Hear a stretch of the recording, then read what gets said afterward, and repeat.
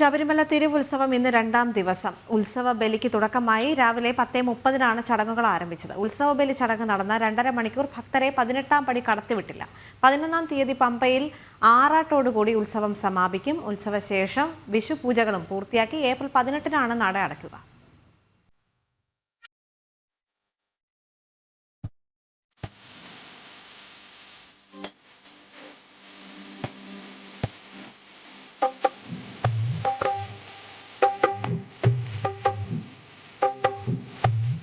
ഇന്നു മുതൽ പള്ളിവേട്ട ദിവസം വരെ ഉത്സവബലിയുണ്ട്. രാവിലെ 10:30 ഉത്സവബലി ചടങ്ങുകൾ ആരംഭിച്ചു. ചടങ്ങുകൾ നടക്കുന്ന 2.5 മണിക്കൂർ സമയം ഭക്തർക്ക് ദർശനമില്ല. പുലർച്ചെ നട തുറന്നപ്പോൾ മുതൽ തിരക്ക് നന്നേ കുറവായതിനാൽ രാവിലെ ഭക്തർക്ക് സുഗമമായ ദർശനം സാധ്യമായി. ഇന്ന് തിരക്ക് വളരെ കുറവാണ്.